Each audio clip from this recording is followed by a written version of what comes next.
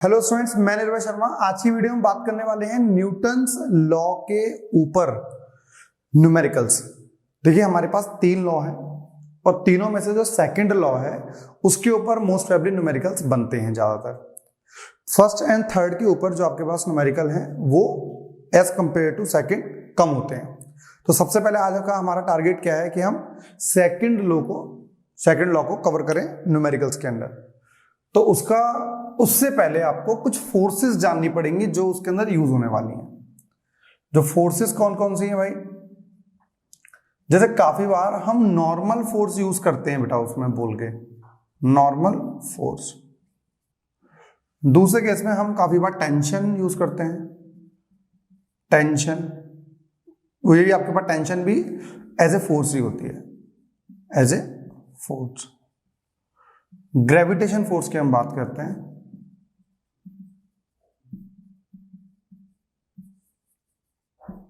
तो अलग अलग आप टाइप की फोर्सेस को देखेंगे, समझेंगे और यहां पर पढ़ेंगे। और नेक्स्ट आपके पास आती है फ्रिक्शन फोर्स। तो फ्रिक्शन फोर्स से लेके पहले तक वाला पार्ट जो हमारे पास है उसके ऊपर हम न्यूमेरिकल्स देखने वाले हैं। नेक्स्ट वीडियो में हम बनाएंगे फ्रिक्शन फोर्स से पहले, फ्रिक्शन फोर्स के ऊपर। तो भाई सबसे पहले हमारे पास जो टॉपिक स्टार्ट हो रहा है उससे हम स्टार्ट करते हैं। सबसे पहले ग्रेविटेशन फोर्स है, उसके बाद फिर नॉर्मल फोर्स पे आएंगे, उसके बाद हम टेंशन पे आएंगे। ठीक है, तो सबसे पहले हम बात करेंगे ग्रेविटेशन के लिए। देखिए भाई, ग्रेविटेशन फोर्स बहुत सिंपल है। जैसे हमारे पास ये ऑब्जेक्ट है और ये ऑब्जेक्ट का मास m है, तो ग्रेविटी जो अर्थ है, अर्थ उस ऑब्जेक्ट के ऊपर टुवर्ड द सेंटर फोर्स लगा रही होती है। जैसे हमारे पास ये अर्थ हो गई ना, और अर्थ के ऊपर आप हो, तो ये धरती माता हमें सेंटर की तरफ फोर्स लगा रही होती है, and that force is m into g। तो मतलब कि ब्लॉक रखा हुआ है सरफेस पे, तो towards the downward which is perpendicular to the surface, हमेशा जो फोर्स है वो परपेंडिकुलर लगती है। और वो कहां लगेगी? बिल्कुल नीचे की तरफ। दिस इज द ग्रेविटेशन की डायरेक्शन। बस ग्रेविटेशन तो हमेशा कहां लगेगी? बिल्कुल नीचे। चाहे आप किसी भी तरीके से डायग्राम बना लो। जैसे हो सकता है कि आपके पास कोई बॉब हो जो थ्रेड से आपने बांध रखा है, इसका मास m है, तो इसके ऊपर भी जो फोर्स लगाओगे वो m into g नीचे की तरफ लगा दोगे। अब नेक्स्ट चीज हमारे पास आती है कि आप इस चीज को चेंज करके थोड़ा सा सरफेस बदल दो। सरफेस किस तरह से बदलना है? जैसे आप मान लीजिए कि आपने ब्लॉक रख दिया है ऐसे, और यहां पर एंगल बनना है इधर थीटा। तो ये हमारा सरफेस था। ये सरफेस जो हमारा हॉरिजॉन्टल है वहां से एक थीटा एंगल पर इंक्लाइंड है। मास इसका मान लेते हैं m। तो इसके सेंटर पे जो फोर्स लग रही होगी mg, that is towards the centre of earth. तो मैंने बोला mg हमेशा नीचे की तरफ ही लगेगी, हमेशा। लेकिन काफी बार हम मोशन करते वक्त इसको ब्रेक कर लेते हैं। तो क्या होगा? ब्रेक करना बेटा ध्यान से सुनना, ध्यान से। जैसे ये ब्लॉक था और ये लग रहा है थीटा, और यहां आपने बता दिया mg। ठीक है बेटा, जब ये अर्थ के परपेंडिकुलर काम करने वाली है तो ये वाला एंगल कितना होगा बेटा? This angle is 90 degree.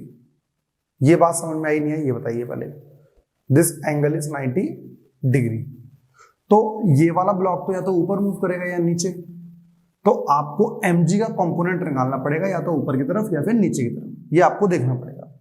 तो उसके लिए हम क्या करेंगे? यदि ये वाला एंगल थीटा है और ये वाला एंगल 90 है, तो उसको मैं क्या मान लूं? इसको मैं x मान लूं, x।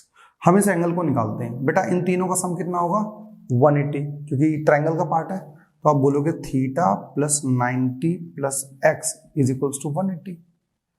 ठीक है बेटा, x इज इक्वल्स टू 90 उधर चला गया, तो 180 माइनस 90, 90 बचा माइनस थीटा। तो मतलब जो x है इसकी वैल्यू कितनी आ गई बेटा? 90 माइनस थीटा, 90 माइनस थीटा। ठीक है भाई, ये वाली बात समझ में आ गई नहीं आ गई? तो ये तो चीज हो गई। आप वैसे भी बता सकते थे, यदि ये थीटा है तो दूसरा वाला 90 माइनस थीटा ही होगा। कॉम्प्लीमेंट्री एंगल्स जो हम पढ़ते थे। अब इसके बाद मैंने क्या बोला? अब या तो कंपोनेंट इसका इधर ब्रेक करो या फिर इधर। तो हमने क्या करा? इसका कंपोनेंट हम इधर ब्रेक कर लेते हैं, और जब एक कंपोनेंट इधर ब्रेक होगा तो एक कंपोनेंट आपका इधर भी आ जाएगा। बात समझ में आ गई नहीं आ गई? तो जब आप कंपोनेंट ब्रेक कर रहे हो इस पूरे का, अच्छा बताइए, ऐसा है ये डायग्राम, ये और ऐसे, तो इस पूरे का एंगल कितना होगा? 90। तो हमारे पास ये पूरा कितना होगा? 90। यदि ये 90 माइनस थीटा है तो ये वाला कितना होगा बेटा, थीटा। बात समझ में आई नहीं आई? क्योंकि ये वाला जो नॉर्मल आपने ये बनाया हुआ है, जो कंपोनेंट ब्रेक कर रहे हो, तो कंपोनेंट ब्रेक करने के लिए आपने ये बना हुआ है इधर और ये दूसरा है इधर, तो दोनों क्या है 90। यदि पूरा 90 एंगल है तो ये 90 माइनस थीटा, तो ये वाला कितना हो गया, थीटा। तो आपके पास ओवरऑल जो फॉर्मेशन आ रही है जिसके साथ थीटा बनता था उसके साथ ब्रेक होता है कॉस में, तो ये बन जाएगा एम जी कॉस थीटा। क्या बोला था मैंने, कोई भी वेक्टर क्वांटिटी जिस एक्सिस के साथ थीटा एंगल फॉर्म कर रही है वो ब्रेक होता है कॉस में, और उसके परपेंडिकुलर वाला ब्रेक होता है साइन में। तो this is M G sine theta. तो इस ब्लॉक के ऊपर दो डायरेक्शन में फोर्स लग रही है बेटा, इधर तो लग रहा है एम जी साइन थीटा और इधर लग रहा है एम जी कॉस थीटा। बात समझ में आ गई नहीं आ गई? तो मतलब जो एम जी था, जब कभी भी हमारे पास इंक्लाइंड प्लेन रहेगा तो वहां पर एम जी के दो कंपोनेंट ब्रेक होंगे, एक एम जी कॉस थीटा और एम जी साइन थीटा। बात समझ में आ गई? तो ये कुछ केसेस हैं जहां पर आप एम जी लेते हो, और हमेशा एम जी क्या रहेगा बेटा, डाउनवर्ड डायरेक्शन में रहेगा। नेक्स्ट हम फोर्स लेते हैं नॉर्मल। नॉर्मल क्या होती है भाई? देखो नॉर्मल फोर्स हमेशा आपको स्टैंड करने में हेल्प करती है। किस तरीके से डिफाइन कर सकते हैं, जैसे ये वाला ब्लॉक है, ये वाला ब्लॉक रखा हुआ है फ्लोर पे, सरफेस पे रखा हुआ है। अब होगा क्या, इस पे नीचे लग रही होगी एम जी, जो कि लगेगी। अब ये वाला जो सरफेस है, सपोज सरफेस टेबल के ऊपर है, लो ऐसे मान लो, ठीक है, ये हमने मान लिया टेबल। तो जब टेबल के ऊपर आपने ब्लॉक रखा हुआ है और mg फोर्स लग रही है नीचे, अब यदि mg फोर्स नीचे की तरफ खींच रही है इसको, तो ये वाला ब्लॉक नीचे आ जाना चाहिए, पर ऐसा होता नहीं है। और ऐसा हो क्यों नहीं रहा? क्योंकि टेबल जो है वो mg को रजिस्ट करती है ऊपर की तरफ। तो इस टेबल ने इस ब्लॉक पे लगाया नॉर्मल फोर्स ऊपर,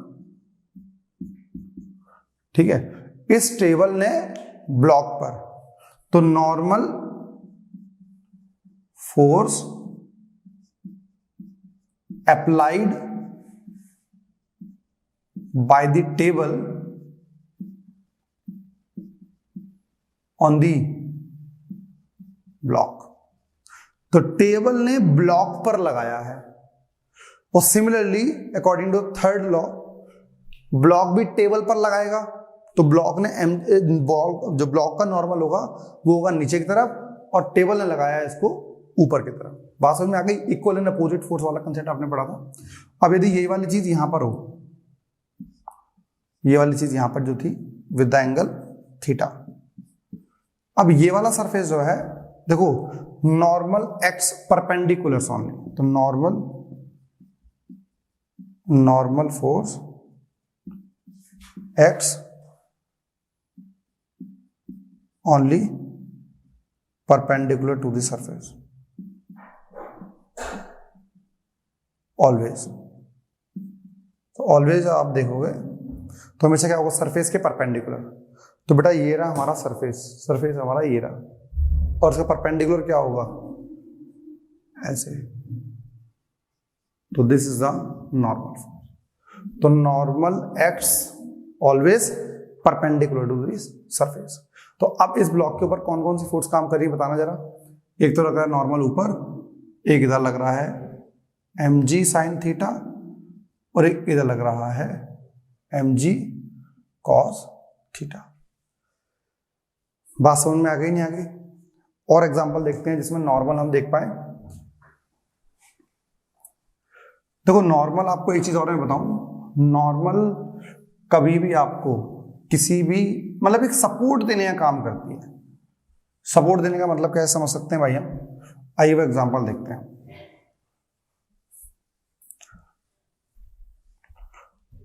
देखो इस तरीके से, जैसे ब्लॉक ये सरफेस है, इस सरफेस के सारे में खड़ा हुआ हूं इस तरीके से। जब मैं ऐसे खड़ा हुआ हूं तो हो क्या रहा होगा, मैं इसके ऊपर दीवार के ऊपर फोर्स लगा रहा हूँ। यदि ये दीवार ईंट की नहीं होती, सीमेंटेड दीवार नहीं होती, गत्ते की दीवार होती, तो मैं जैसे ही फोर्स लगाता तो वो टूट के गिर जाती।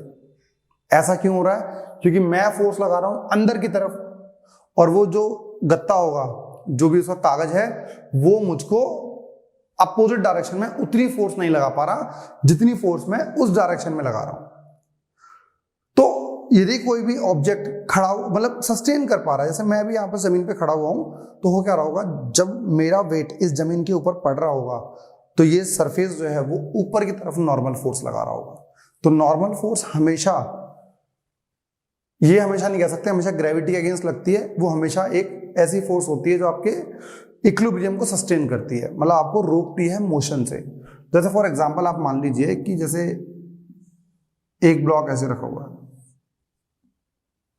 ठीक है, तो ये आपके पास वी शेप्ड कैविटी है और हुआ क्या है, यहां पे आपने ब्लॉक रख दिया ऐसा।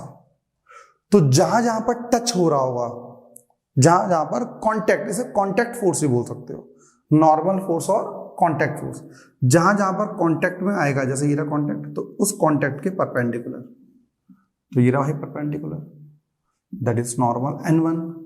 फिर ये रहा कांटेक्ट में, ये रहा N2।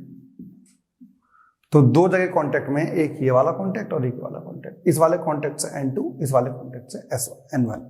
तो हमेशा जब कभी भी आपके पास दो सरफेस होंगे N1 और N2, या दो सरफेस होंगे तो एक से N1 और दूसरे वाले से N2, और कभी आप देखो जैसे सपोज ये वॉल है, इस वॉल पे ये लैडर है, तो क्या कर रहा होगा, ये लैडर नीचे की तरफ mg लग रहा होगा, और ऑब्वियसली बात है भाई इस पे भी mg कहां लग रहा होगा, नीचे की तरफ, mg तो लगेगा ही लगेगा। जब नीचे mg लग रहा होगा तो ये वाला सरफेस कांटेक्ट में है, तो कांटेक्ट फोर्स लगेगी ऊपर। ये वाली रॉड भी, जो ये आपके पास स्टेयर है, तो ये भी हमारे पास क्या है, लैडर जो है वो इस वॉल के साथ भी कांटेक्ट में, तो यहां पर भी लगेगा contact force, that is N2। तो मतलब आप एक मान रखिए, जहां जहां पर कोई भी दो बॉडी टच होती हैं वहां पर कांटेक्ट फोर्स या नॉर्मल फोर्स लगती है। ये वाली बात और थोड़ा सा समझ सकते हो आप। तो कांटेक्ट या normal force act always perpendicular to the surface, और लगे कब, जब वो दोनों दो कोई बॉडी एक दूसरे साथ कांटेक्ट में होंगी तो, और वो चाहे कहीं भी हो, किसी भी केस में हो, ठीक है। और इस चीज के ऊपर भी हम एग्जांपल करेंगे तो आपको समझ में आएगा थोड़ा बेटर, कि अभी आप सिर्फ इतना समझ लीजिए, नॉर्मल फोर्स या contact force always act perpendicularly at the point of contact, ठीक है ना, ये वाली चीज आप मान सकते हैं। इसके बाद हमारे पास आती है टेंशन। पेपर से पहले जो आपको होती है वो वाली टेंशन नहीं है, ये टेंशन वो है जो वायर के अंदर फोर्स लगती है। मतलब जब कभी भी कोई थ्रेड, कोई वायर आपके पास है और वो किसी चीज को होल्ड कर रहा है, तो हमेशा वो टेंशन लगाएगा। एग्जांपल के थ्रू समझते हैं, जैसे हमारे पास यहां से इस थ्रेड के थ्रू एक बॉल, ये जो बॉब है वो लटका हुआ है, जिसका मास कितना है m। अब इस ब्लॉब पे हो क्या रहा होगा, mg नीचे फोर्स लग रही होगी, जो mg नीचे लग रही है तो उसे क्या कर रहा होगा, खींच रहा होगा। तो जब वो नीचे खींच रहा है तो इस थ्रेड का, इस वायर का क्या काम है, इसे होल्ड करना। तो होल्ड कैसे करेगा, अपोजिट डायरेक्शन में टेंशन लगाकर। तो हर पॉइंट पे, मतलब ये जो अपोजिट डायरेक्शन में टेंशन लग के क्या हो रहा है, ये चीज होल्ड हो रही है। यदि टेंशन mg के बराबर है तो ये इक्विलिब्रियम में रहेगा, दैट मींस ये रहेगा रेस्ट पर। कब रेस्ट पर रहेगा, it will be at rest when t is equals to mg। जब t is equal to mg होगा तब आप कह सकते हो कि ये इक्विलिब्रियम कंडीशन में है, ठीक है ना, ये वाली चीज है। और हमेशा ये एक्ट करेगा परपेंडिकुलर। जैसे मैं बात करूं इसका, ये आपने टेंजेंशियल सरफेस लिया था ना, यहाँ पे एक ब्लॉक ले लो और इसको थ्रेड से बांध दो, आपने होल्ड कर लिया, तो नीचे फोर्स कितनी लग रही होगी बेटा बताइए, जल्दी बताओ। ब्लॉक पे थीटा एंगल के उस पे स्लैंट पर रखा हुआ है, तो यहाँ फोर्स लग रही होगी mg sin थीटा, और ऊपर क्या लगेगी, टेंशन। यदि ये टेंशन इसको होल्ड कर पा रही है तो आपके पास लगेगा t is equal to mg sin theta, ठीक है। जब आपके पास बॉडी मूव नहीं कर रही है, सिर्फ उस केस की बात है, चाहे वो स्लैंट हाइट हो, चाहे वो वर्टिकल हो, किसी भी कंडीशन में हो, आपके पास टेंशन हमेशा क्या लगती है, फोर्स के अपोजिट, है ना। जैसे वायर है, जैसे ये वायर है, सपोज ये वायर दो, ये वायर को मैं कांटेक्ट में है ये दोनों, और मैं जब इधर फोर्स लगा रहा हूँ तो दूसरा opposite wire opposite direction force लगा रहा हूँ। तो टेंशन हमेशा अपोजिट फोर्स लगाती है मोशन की। अदरवाइज यदि टेंशन आपकी किसी पॉइंट पे आके जीरो हो गई, दैट मीन्स मान लीजिए जब ये टेंशन जीरो हो जाएगी तो ब्लॉक मूव करने लग जाएगा। जैसे यहाँ पर टेंशन जीरो कब होगी, जब यहाँ पर किसी पॉइंट पे कोई भी ये मतलब ये पॉइंट पे वायर टूट जाएगा तो वहां टेंशन जीरो, ब्लॉक नीचे मूव कर जाएगा। तो टेंशन का बेसिकली काम क्या है, किसी भी चीज को होल्ड करना। बात समझ में आ रही ना। तो हमेशा किसी भी ब्लॉक को, किसी भी ऑब्जेक्ट को होल्ड करने के लिए जब हम वायर या थ्रेड यूज करते हैं तो हम बोलेंगे कि उस वायर या थ्रेड में एक टेंशन फोर्स लग रही होगी। तो स्टूडेंट्स अब हमारी बात आती है न्यूमेरिकल्स की। फोर्सेस हमने सारी समझ ली हैं, एक एक करके हम न्यूमेरिकल्स करते हैं एक एक फोर्स के ऊपर। सबसे पहले हम न्यूमेरिकल करने वाले हैं नॉर्मल फोर्स के ऊपर। तो मैंने आपको क्या बताया था, दोबारा से रिमाइंड कीजिए। कभी भी नॉर्मल फोर्स को आप कांटेक्ट फोर्स भी बोल सकते हो। सबसे पहली चीज याद रखने वाली ये है। दूसरी चीज जो सेकंड लॉ बोलता है वो ये बोलता है net force, net external force is equals to m into a. Net force is equal to हमें, what do you mean by net force? जैसे कि एक पर्सन इधर लगा रहा है 50 न्यूटन फोर्स और दूसरा उस ऑब्जेक्ट के ऊपर लगा रहा है 20 न्यूटन इधर फोर्स। तो नेट फोर्स का मतलब होता है, ध्यान सुनना बेटा, नेट फोर्स का मतलब होता है ज्यादा फोर्स माइनस कम फोर्स। ज्यादा फोर्स माइनस कम फोर्स को बोलते हैं नेट फोर्स। कभी कभी आपको ये पता भी नहीं लग पाएगा कि कौन सी फोर्स ज्यादा है। ये भी मैं इसलिए आराम से समझा रहा हूं आपको क्योंकि आगे आपको प्रॉब्लम रहेगी। ज्यादा फोर्स कभी कभी नहीं पता लग पाता है कि कौन सी है, तो उस केस में क्या करना है, जिस डायरेक्शन में ऑब्जेक्ट मूव कर रहा है, देखो जैसे ये आपका मार्कर है, इधर फोर्स लग रही है 20 न्यूटन, इधर लग रही है 10 न्यूटन। तो यदि 20 न्यूटन इधर लग रही होगी तो ब्लॉक क्या कर रहा होगा, मूव करेगा। तो जिस डायरेक्शन में ब्लॉक मूव कर रहा है उस डायरेक्शन में फोर्स क्या है बेटा, ज्यादा है। तो फोर्स ज्यादा किस पे है, 50 न्यूटन। क्या बोलोगे, 50 न्यूटन माइनस 20 न्यूटन। तो this is the net force. बात समझ में आई नहीं आई? तो नेट फोर्स का मतलब क्या होता है, ज्यादा फोर्स माइनस कम फोर्स। तो ज्यादा फोर्स कौन सी वाली है, 50 न्यूटन वाली है, और 20 न्यूटन की फोर्स क्या है, कम। तो 50 minus 20 is the net force. तो आपको जब कभी भी आप ये फॉर्मूला यूज करोगे, न्यूटन का सेकंड लॉ है, नेट फोर्स के बारे में बात करता है वो, और नेट फोर्स आपके पास किस तरीके से निकलेगी वो मैंने आपको बता दिया है। आइए अब क्वेश्चन करते हैं। यहां पर हमारे पास एक ब्लॉक रखा हुआ है इस सरफेस पे, और इसी के जस्ट बगल में एक ब्लॉक और रखा हुआ है। ठीक है, अलग अलग ब्लॉक है। ठीक है, ये ब्लॉक है 4 kg का और ये ब्लॉक है 2 kg का।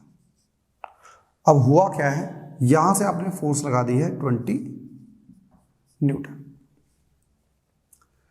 तो सबसे पहला केस, यदि आपको कभी एक्सेलरेशन निकालना है, क्या निकालना है, कभी भी एक्सेलरेशन, तो एक्सेलरेशन निकालने का फॉर्मूला होगा नेट फोर्स अपॉन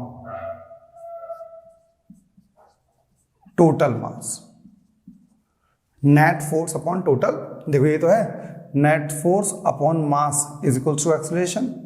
तो यहां पर ध्यान से सुनना इस चीज को, ये बहुत हेल्प करेगा एक्सेलरेशन निकालने में।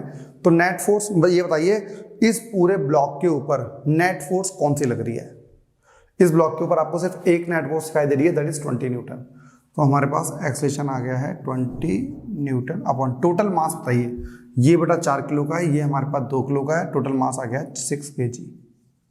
ठीक है बेटा, एक्सेलरेशन कितना आ गया आपके पास, 20/6, काट दोगे तो 10/3 आ गया, 10/3 मीटर पर सेकेंड स्क्वायर। तो this is the acceleration of the system. यदि मैं इस पूरे को सिस्टम मान लूं,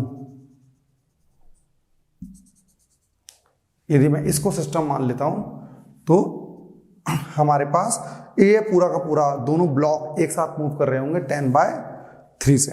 बात समझ में आ गई नहीं आ गई?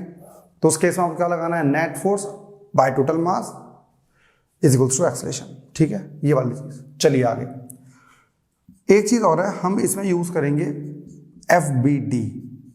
इसका मतलब होता है free body diagram. Free body diagram generally क्या रिप्रेजेंट करता है भाई, free body diagram generally represent करता है कि उस ब्लॉक पर डायरेक्ट कांटेक्ट में कितनी फोर्सेस लग रही हैं, उस ब्लॉक पर डायरेक्ट कांटेक्ट में कितनी फोर्सेस लग रही हैं वो एफबीडी बताता है। चलिए इस ब्लॉक की बात करते हैं 4 kg की। तो 4 kg को मैंने अलग से बनाया। 4 kg के ऊपर डायरेक्ट कांटेक्ट कौन कौन सी लग रही है फोर्स, एक तो लग रही है सर 20 न्यूटन, तो ये रही 20 न्यूटन। ठीक है बेटा, अच्छी देखना, ध्यान से सुनना इस बात को, ये इंपॉर्टेंट है। जब ये वाली फोर्स इस ब्लॉक पे जब लग रही होगी तो इस वाले ब्लॉक ने इस पे क्या लगाया होगा, आगे की तरफ फोर्स लगाई होगी। ऑब्वियसली बात है, जब इसके ऊपर इसने फोर्स लगाई, इस वाले ने ये मूव होना चाह रहा होगा, तो इसके आगे इसने देखा यार देखो ब्लॉक रखा हुआ है, तो इस वाले ने इसके ऊपर फोर्स लगाई आगे की तरफ। बेटा इस ब्लॉक ने इस पर जो फोर्स लगाई होगी due to contact is called the contact force, या फिर आप बोलोगे इसे नॉर्मल फोर्स। तो आप लिख लीजिए N is equals to normal force between the 2 block. तो इन दोनों ब्लॉक के बीच में बेटा कितनी फोर्स है, दैट इज नॉर्मल फोर्स। तो इस वाले ब्लॉक ने लगाई होगी इस पर इधर, और फिर इस वाले ब्लॉक ने according to the third law, Newton third law, इस वाले ब्लॉक ने भी उतनी ही फोर्स इस तरफ लगा दी होगी। तो इस ब्लॉक पे एक फोर्स 20 लग रही है इधर और एक फोर्स लग रही है न्यूटन एंड नॉर्मल फोर्स। नई बात समझ में आई, दोबारा सुन लो। जैसे इसके ऊपर फोर्स लगाई 20 न्यूटन, इस ब्लॉक ने आगे की तरफ फोर्स लगाई, जैसे इसने आगे फोर्स लगाई इस वाले ने अपोजिट फोर्स लगा दी, दैट इज N। तो बताइए, और ब्लॉक मूव कहाँ कर रहा है, इस डायरेक्शन में, कितनी एक्सेलरेशन के साथ, 10/3 मीटर पर सेकेंड स्क्वायर। तो मुझे बताइए कौन सी फोर्स ज्यादा होगी, एक्सेलरेशन तो कर रहा है मतलब इस डायरेक्शन में, ये वाले ने फोर्स लगाई है इधर, नॉर्मल लगी है इधर, तो नेट फोर्स कितनी हो गई, मतलब ये वाली फोर्स ज्यादा है, तो 20 minus N is equals to MA 4 into A। ज्यादा फोर्स समझ में आई क्यों है, 20 माइनस 10A। इसे इधर भेज दीजिए तो कितना आ रहा है आपके पास, A आपको पता है 10/3, करिए वैल्यू बताइए इसकी। अब इसकी क्वेश्चन बनाते हैं बच्चों। तो 20 लग रही है राइट साइड में, ये नॉर्मल फोर्स लग रही है लेफ्ट में, और एक्सेलरेशन हो रहा है राइट में। तो एक चीज ना लिख लो, हिंदी में इंग्लिश में जैसा लिखना लिख लो, कि जिस डायरेक्शन में एक्सेलरेशन होता है उसी डायरेक्शन में फोर्स ज्यादा होती है।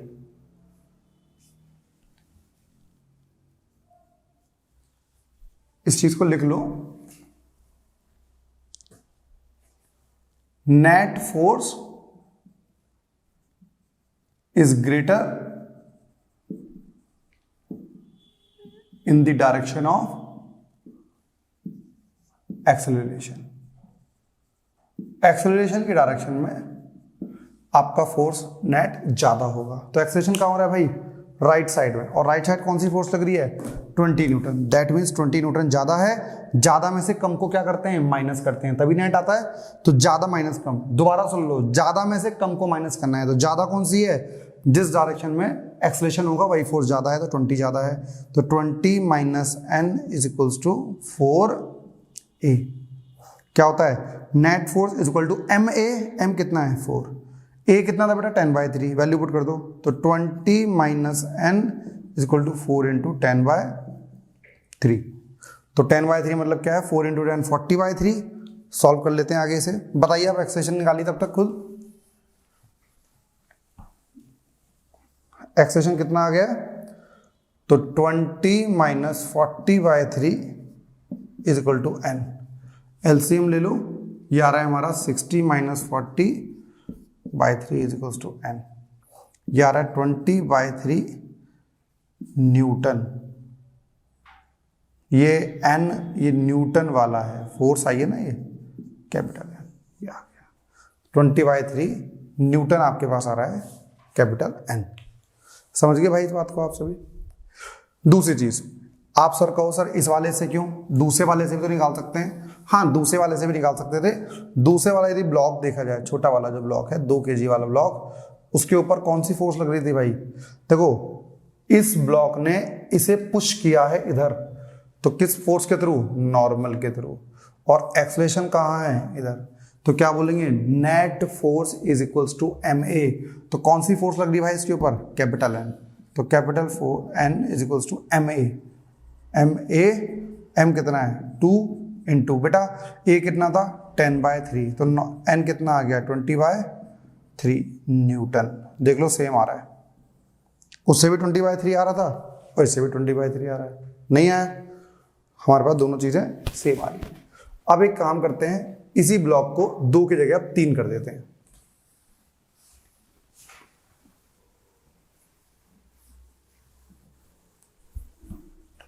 अभी तक आप ब्लॉक यूज कर रहे थे 2, अब इसी को यूज कर लेते हैं 3 ब्लॉक में कन्वर्ट करते हैं, उसका आंसर भी आपसे आना चाहिए। ठीक है भाई, तो 3 ब्लॉक हैं, एक है 3 किलो का, एक है 2 किलो का, एक है 1 किलो का, ऐसे ब्लॉक रखे हुए हैं।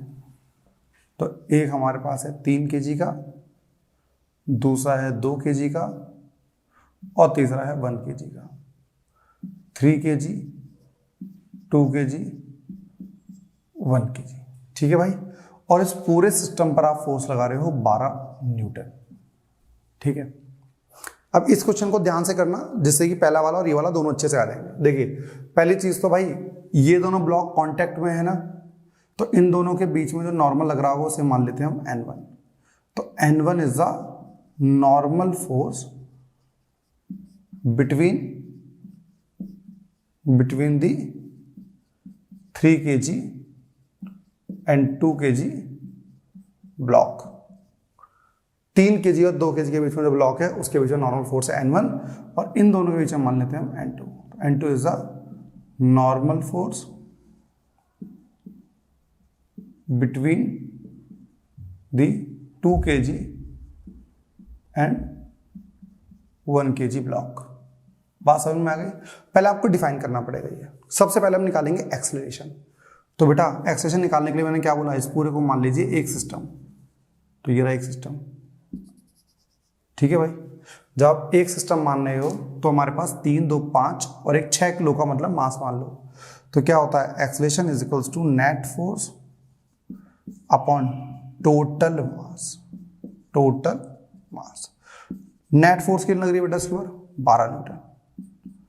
12 न्यूटन अपॉन मास कितना है, 3 + 2 + 1, तो 12/6 2 मीटर पर सेकेंड स्क्वायर आपके पास आ रहा है। तो जो एक्सेलरेशन आ गया वो आ गया 2 मीटर पर सेकेंड स्क्वायर। पहली चीज ये आप इजीली निकाल सकते हो, एक्सेलरेशन तो बहुत इजी है निकालना। आगे हम बात करते हैं अलग अलग ब्लॉक के डायग्राम बनाते हैं। तो सबसे पहले डायग्राम बनाते हैं 3 kg वाले का। तो 3 kg वाले में बताइए कौन कौन सी फोर्सेस लग रही हैं डायरेक्ट। भाई 3 kg पे एक तो 12 न्यूटन फोर्स लगाई जा रही है इस साइड से, 12 न्यूटन। ठीक है, दूसरी चीज, इन दोनों के बीच में इस वाले ब्लॉक ने इसको धक्का मारा होगा, कितने से, N1 से। फिर इस वाले ने इसके दोबारा धक्का मार दिया होगा, कितने से, N1 से। तो इस ब्लॉक के ऊपर धक्का लगाए कहां से, 2 वाले ब्लॉक से, और कितना, N1। बात समझ में आई नहीं आई? 2 ब्लॉक वाले की हम बात करते हैं। 2 kg वाले पे क्या हो रहा होगा, 3 kg वाले ने धक्का मारा होगा इधर, कितने से, N1 से। और जब इसने इसको दोनों कांटेक्ट में 2 वाले ने 1 के फोर्स लगाई होगी N2, तो उसने भी अपोजिट लगाया होगा, दैट इज ऑल्सो N2। फिर तीसरे वाले फोर्स के ऊपर इस सिर्फ एक फोर्स लगी होगी 1 kg वाले पे, N2। बस ये वाली चीज हमारे पास ओवरऑल कहानी निकल कर आई है। अब ब्लॉक मूव कहां कर रहे हैं, सारे के सारे इस तरफ, क्योंकि एक्सेलरेशन तो इधर ही आ रहा है, ये रहा। ठीक है भाइयों, मैंने क्या बोला था, जिस डायरेक्शन में एक्सेलरेशन होता है वहां पे फोर्स ज्यादा होती है। अब एक्सेलरेशन कहां है, राइट साइड। फोर्स कितनी लग रही है, 12 न्यूटन। कहां, राइट साइड। तो मतलब 12 न्यूटन ज्यादा है। आपको सबसे पहला काम यही करना है कि ज्यादा फोर्स बताओ, क्योंकि नेट फोर्स निकालते वक्त क्या करते हैं, ज्यादा माइनस कम। तो जिस डायरेक्शन में एक्सेलरेशन उस डायरेक्शन में फोर्स ज्यादा। तो 12 न्यूटन माइनस N1, या 12 - N1 लिख लो, बार बार NN आएगा तो कंफ्यूज जाओगे। तो 12 - N1 is equals to net force is equal to क्या होता है बेटा, MA। इसका मास कितना है, 3। व्हाट इज एक्सेलरेशन, वो हमें पता है। तो यहां से आप N1 निकाल सकते हो। 12 - N1 is equal to 3 into what is 2, acceleration 2 आया था हमारे पास। N1 को उधर ले जाइए, 12 - 6 इज इक्वल्स टू N1। तो N1 हमारे पास आ गया है 6 न्यूटन आ गया, न्यूटन। कोई डाउट किसी को, N1 की वैल्यू आ गई है हमारे पास 6 न्यूटन। दूसरी चीज, सपोज हम यहाँ बात करें, यहाँ पर यदि हम बात करते हैं तो 2 न्यूटन के ऊपर एक्सेलरेशन कहाँ ज़्यादा है बेटा, इधर, तो ये वाली फोर्स ज़्यादा होगी, तो N1 minus N2 is equals to 2 into a आ गया आपके पास। तो N1 ज़्यादा है, N1 कितना आ जाएगा 6 minus N2 is equals to 2 into, बेटा एक्सेलरेशन कितना है 2, तो 6 minus 4 is equals to N2। N2 हमारे पास कितना आ गया बेटा, 6 में से 4 माइनस करोगे तो 2 न्यूटन आ गया। तो N1 हमारे पास आ गया था 6 न्यूटन, N2 आ गया हमारे पास 2 न्यूटन। यदि आप ऐसे ना करके डायरेक्ट भी निकालते, N2 कितना आता है बेटा, N2 इज इक्वल्स टू, यहाँ पे कितना है MA, M इंटू ए, तो N2 is equals to M कितना है 1 इंटू ए, ये कितना था बेटा 2, 1 इंटू 2, N2 हमारा 2 न्यूटन ही आता। चाहे आप कैसे भी निकाल लो, चाहे इधर से निकाल लो, चाहे यहाँ से निकाल लो। बात समझ में आई नहीं आई? तो कभी भी जब आप N1 N2 जैसे इस टाइप के ब्लॉक होंगे तो पहले आप नॉर्मल चीज़ निकालोगे, नॉर्मल किसका कितना है। यदि आपका वो निकल गया तो आप बड़े आराम से बाकी चीज़ें फाइंड कर सकते हो। अब देखिए, हमने लास्ट वाले जो एग्जांपल देखे थे उसमें क्या था, ये दोनों ब्लॉक को हमने डायरेक्ट कांटेक्ट में ला रखा था। जब वो दोनों कांटेक्ट में थे तो कांटेक्ट फोर्स लग रही थी, that was the reaction force, जिसको हम नॉर्मल फोर्स बोल लेते हैं। कांटेक्ट फोर्स, नॉर्मल, रिएक्शन, कुछ ही बोल सकते हो आप, जिसको हमने एन से डिनोट किया था। कुछ बुक्स के अंदर उसको उन्होंने आर से भी डिनोट कर सकते हैं। लेकिन अब हमने क्या कहा, डायरेक्ट कॉन्टैक्ट में आने से चीज़ें खराब हो जाती हैं, तो हमने क्या किया, दोनों को किससे बांध लिया, हमने एक रोप से बांध लिया है, एक थ्रेड से बांध लिया है। आप कहोगे सर पहले वाली चीज भी तो सही थी यार। आप एक चीज सोचो, सपोज ये कार होती और ये पीछे वाली कार थी, आपकी मुझसे कार आगे है, आप बोलो सर मेरी कार में थोड़ा सा धक्का लगवा दोगे अपनी कार से। मैंने कहा ठीक है, मैंने अपनी गाड़ी में गियर मारा और गियर डालने के बाद आपकी गाड़ी में ठोक दी। तो मैंने कहा चलो आपकी गाड़ी को पुश कर देता हूं मैं, तो उससे क्या हुआ, आपकी गाड़ी में डैमेज हो गया और मेरी गाड़ी डैमेज। तो दोनों को डायरेक्ट कॉन्टैक्ट में लाकर आगे मूव कराना रफ बॉडीज के लिए तो ठीक रहता है, लेकिन सेंसिटिव बॉडीज के लिए बात करोगे तो भाई बहुत खराब है। उसके केस में हम क्या करते हैं, हम दोनों गाड़ियों के बीच में एक रस्सी लेते हैं, दोनों को बांधते हैं जिससे कि वो मूव हो जाती है। यही प्रैक्टिकल है, ठीक है। सबसे पहले काम हमारे पास वही से FBD की बात करते हैं। 30 kg का ब्लॉक हमारे पास ये रखा हुआ है, 30 kg का ये हमारे पास है ब्लॉक। इस ब्लॉक पे आपने फोर्स लगाई है 200 न्यूटन, ठीक है भाई। जब आप इसे इधर खींच रहे होगे तो ये जो रोप है वो इसे पीछे की तरफ पुश कर रहे हो, खींच रही होगी, कह रहा मैं नहीं जाने दे रही, क्योंकि आप लगाओगे थोड़ी सी फोर्स। अब एक चीज बताइए, 200 में तो चलो ये मूव कर रहे हैं दोनों के दोनों, लेकिन जब आप 10 न्यूटन लगाते तो ये आगे की तरफ तो आता नहीं। क्यों? क्योंकि रोप ने उसे पीछे की तरफ खींच रखा था। तो रोप ने पीछे तरफ क्या लगा रखी है भाई, टेंशन। बात समझ में आ गई नहीं आ गई? जब आप फोर्स इधर लगा रहे हो तो पूरा का पूरा सिस्टम क्या होगा, इधर मूव करेगा।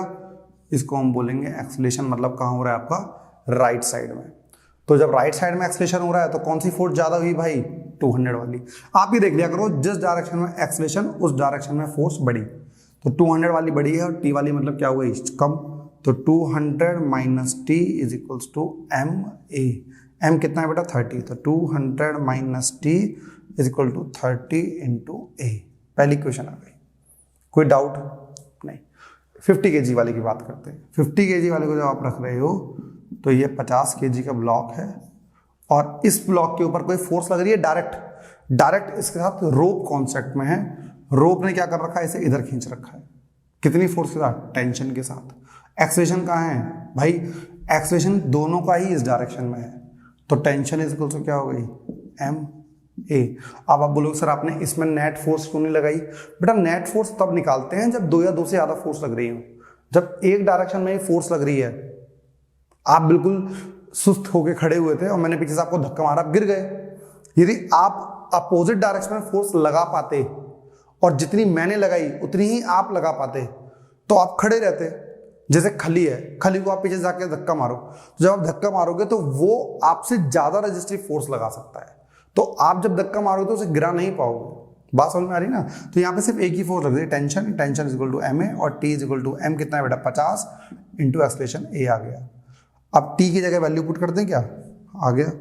तो पुट इन इक्वेशन नंबर 1, देखोगे 200 minus 50 A is equal to 30 A. बेटा माइनस है, उधर जाके प्लस हो गया, तो 200 इज इक्वल्स टू 80 ए आ गया। 0 से 0 कैंसिल, 20/8 काटोगे तो हमारे पास कितना आ जाएगा, 5/8 2 मीटर पर second square, that is acceleration. और इस टेंशन में क्या था, t is equal to 50 a है ना, लिखोगे 50 इंटू ए की वैल्यू कितनी आ गई 5/2, काटोगे तो 25 इंटू 5 125 न्यूटन आ गया आपके पास t 125 n। और यहाँ पे हमारे पास आ गया है एक्सेलरेशन इज इक्वल टू 5/2, मतलब ये दोनों के दोनों ब्लॉक किधर मूव करेंगे, इस डायरेक्शन में। अब आप बोलोगे सर लास्ट वाले जो क्वेश्चन करे थे उसमें डायरेक्शन आप एक्सेलरेशन तुरंत निकाल लेते थे, यहाँ पर आपने दो इक्वेशन कैसे बनाई है, क्या वो क्वेश्चन और ये क्वेश्चन अलग अलग है? मैं बोलूंगा बिल्कुल नहीं बेटा, दोनों क्वेश्चन सेम है। आपको खुद देखने हैं नेट फोर्स कितनी लग रही है और कितना टोटल मास है। तो देखिए यदि मैं इस पूरे को एक पूरा सिस्टम मान लूँ, क्योंकि एक साथ ही मूव करेंगे, ऐसा तो नहीं है ना कि इसकी और इसकी एक्सेलरेशन अलग अलग होंगी, नहीं सर, दोनों सेम मूव करेंगे। जब दोनों सेम मूव करेंगे तो एक्सेलरेशन कितना आएगा बेटा, नेट फोर्स अपॉन नेट मास, मतलब टोटल मास। नेट फोर्स है 200, टोटल मास कितना है 80 हो गया, 50 + 30 काट दो, 20/8 काटोगे तो 5 से 5/2 आ गया, 4 से काटोगे ना आप तो 5/2 मीटर पर second square. This is the acceleration of the body. तो आप इस तरीके से मान करिए एक्सेलरेशन इसका इतना आ रहा है, वहां से भी उतना आ रहा है, यहाँ से भी।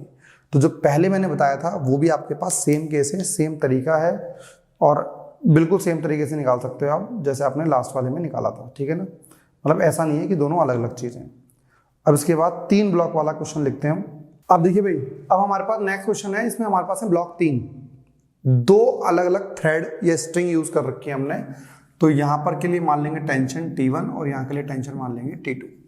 तो सबसे पहले तो हम निकालेंगे acceleration, that is net force upon m। तो एक्सेलरेशन हमारा नेट फोर्स कितनी लग रही है बेटा, हमारे पास लग रही है सिर्फ 14 न्यूटन अपॉन मास कितना है 4 2 6 और 1 7 काट दोगे तो ये हमारे पास 2 मीटर पर सेकेंड स्क्वायर से एक्सेलरेशन आ रही है, ठीक है। अब आप में से कुछ बच्चे ये सोच रहे होंगे सर यहाँ पे T1 और T2 भी तो लग रही है, वो आप क्यों नहीं इंक्लूड कर रहे? पर टेंशन क्या होती है ना, किसी वायर के अंदर या स्ट्रिंग के अंदर टेंशन हर पॉइंट पे अपोजिट डायरेक्शन में लगती है, हर पॉइंट पे अपोजिट डायरेक्शन में। मतलब ये वाला इधर खींच रहा होगा, ये वाला कह रहा होगा मैं नहीं जाने दे रहा, फिर ये वाला इधर खींच रहा होगा कह रहा मैं नहीं जाने दे रहा। तो मतलब आपके पास जो नेट जो फोर्स बचती है टेंशन की वजह से वो 0 होती है, ठीक है ना। तो हमारे पास एक्सेलरेशन जो आ गया है वो आया है 2 मीटर पर सेकेंड स्क्वायर। अब हम अलग अलग ब्लॉक का एफबीडी बनाएंगे, तो किसका सबसे पहले बनाएं? आइए 1 kg का सबसे पहले बना लेते हैं। 1 kg के ऊपर एक फोर्स लग रही है राइट साइड में 14 न्यूटन, लेकिन इसके बगल में एक स्ट्रिंग है, वो कह रही होगी मैं नहीं जाने दे रही, तो मैं फोर्स लगाऊंगी इधर, दैट इज T1। लेकिन पूरा का पूरा सिस्टम राइट साइड में मूव कर रहा है 2 मीटर पर सेकेंड स्क्वायर के एक्सेलरेशन से, एक्सेलरेशन हो रहा है आपका इधर। तो क्या बोलोगे, ज्यादा फोर्स माइनस कम फोर्स? आपको किसने बताया ज्यादा फोर्स है? सर क्योंकि एक्सेलरेशन इधर था। तो 14 newton minus T1 is equals to 1 into a. तो 14 minus T1 is equals to a, ठीक है बेटा।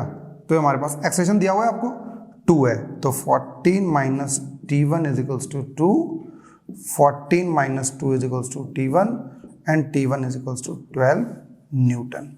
तो T1 तो आपके पास ऐसे ही डायरेक्ट आ गई। यदि हम इस वाले के ब्लॉक को देख लें तो ये 2 kg है, 2 kg पे टेंशन T1 कह रही होगी चल मेरे साथ, वो कह रही नहीं, T2 कहेगी अपोज करेगी उसे जाने से, लेकिन एक्सेलरेशन कहाँ हो रहा होगा, राइट साइड। तो T1 is greater than T2 और एक्सेलरेशन इधर है, तो T1 minus T2 is equals to 2 into a. बेटा T1 बताइए कितना है? सर वो 12 न्यूटन है, T2 हमें पता नहीं है, निकालना है 2 इंटू, सर एक्सेलरेशन हमारा 2 आया था, तो 12 minus 4 is equals to T2 और T2 हमारे पास आ गया है 8 न्यूटन। तो T2 की वैल्यू हमारे पास आ गई है 8 न्यूटन। तो T1 हमारा आ गया 12 न्यूटन, T1 8 न्यूटन, एक्सेलरेशन हमारे पास आ गया है 2 मीटर पर सेकेंड स्क्वायर, ठीक है भाई। अभी तक जो हमारे पास मास थे वो थे हॉरिजॉन्टल डायरेक्शन में, अब हम करते हैं इनको वर्टिकल डायरेक्शन में, तो हमारे पास एक ग्रेविटेशन फोर्स का कंसेप्ट भी आ जाएगा। अब जैसे हम एक एग्जांपल लेते हैं, मेरे पास ये 4 kg का ब्लॉक है, ठीक है, और यहां पर मैंने फोर्स लगा दी है 100 न्यूटन की, ठीक है। 100 न्यूटन की फोर्स लगाकर मैं इसे ऊपर उठा रहा हूँ, जैसे ये आपके पास ऑब्जेक्ट है, मैं ऐसे फोर्स लगा रहा हूँ, जब मैं ऐसे फोर्स लगा रहा हूँ तो ऑब्वियसली बात है जो ऑब्जेक्ट है वो ऊपर आएगा। तो 100 न्यूटन फोर्स लग रही है ऊपर और नीचे लग रहा है m इंटू जी। बेटा m कितना है यहाँ पे 4 kg का, तो यहाँ पे m इंटू जी, तो ऊपर जब फोर्स लग रही है तो एक्सेलेरेशन भी क्या होगा बेटा ऊपर की तरफ। तो एक्सेलेरेशन कैसे निकालते हैं, ज्यादा फोर्स माइनस कम फोर्स, तो 100 minus m into g is equals to m into ए।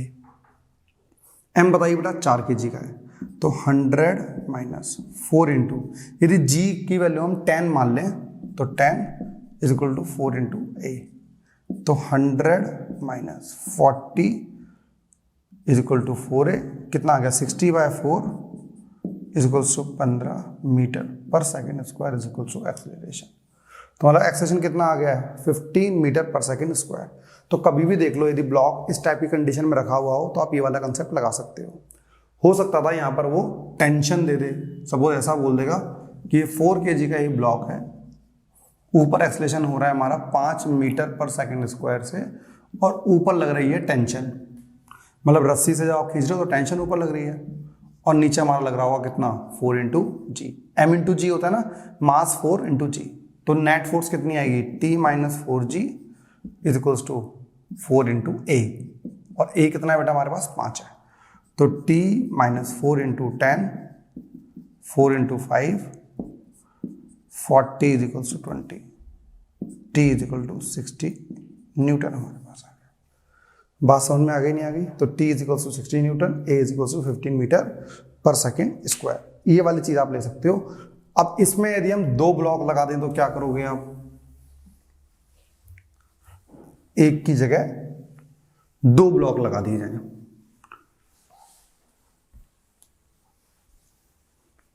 आइए देखते हैं, जैसे एक ब्लॉक यहां पे है 2 kg का, नीचे हमारे पास एक ब्लॉक है 4 kg का, और आप इधर फोर्स लगा रहे हो 100 या 120 मान लेते हैं, 120 न्यूटन की आप फोर्स लगा रहे हो ऊपर, दैट इज एक्सटर्नल फोर्स जो आ रही है 120 न्यूटन की।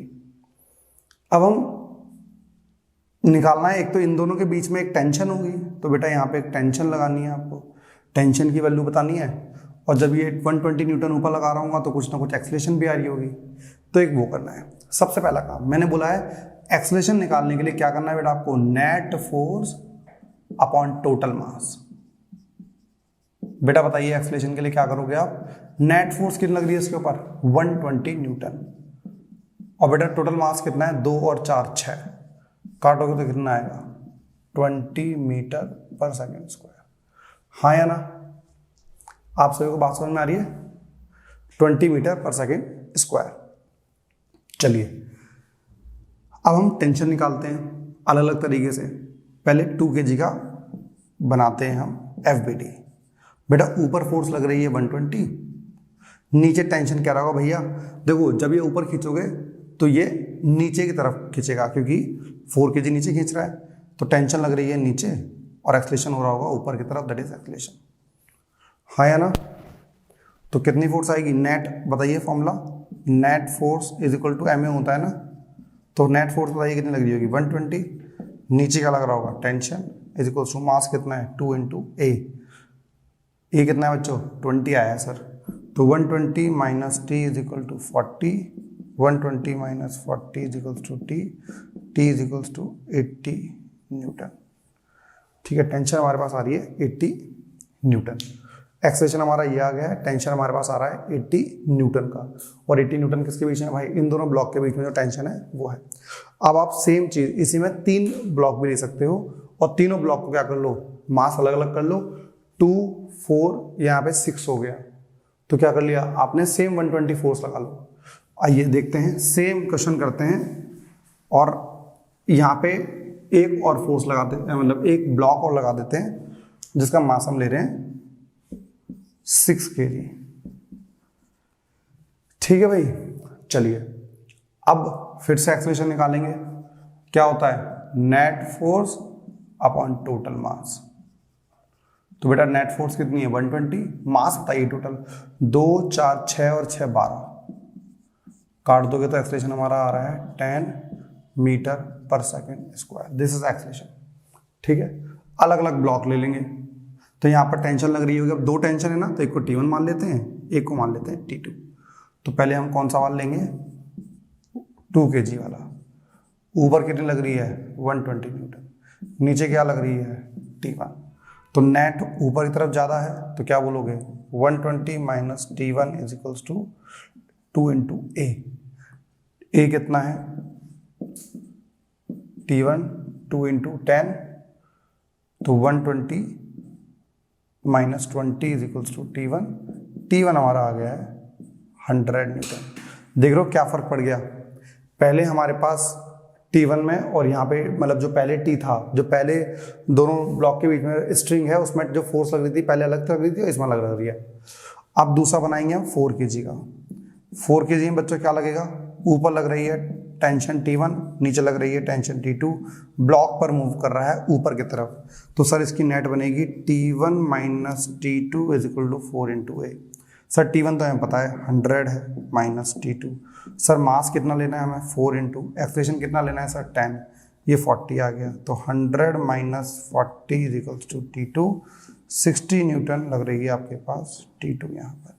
तो T1 आपका हो गया 100 और T2 आपका हो गया है 160 न्यूटन। ठीक है भाई, तो इसी क्वेश्चन के साथ ये कंसेप्ट आपको सारे समझ में आ गए हैं। जैसे हमने टेंशन देखा है, नॉर्मल देखा है, और कौन सी फोर्स थी ग्रेविटेशन वाली। ग्रेविटेशन वाली हमारी रह रही है, थोड़ा सा और डिटेल में देखेंगे। अभी हमने स्लैंट वाला कोई ऑब्जेक्ट नहीं रखा है, स्लैंट वाला करेंगे तो हमें और थोड़ा समझ में आएगा बेटर क्या कर सकते हैं। अब स्टूडेंट्स हमारे पास है ये दो एग्जांपल, अलग अलग डिफरेंट। हमने इसमें पुली लगाकर चेंज कर दिया है कंसेप्ट। जैसे 4 kg वाला ब्लॉक है, हम स्टार्टिंग कहाँ से करेंगे FBT से, कौन कौन सी फोर्स डायरेक्टली लग रही है।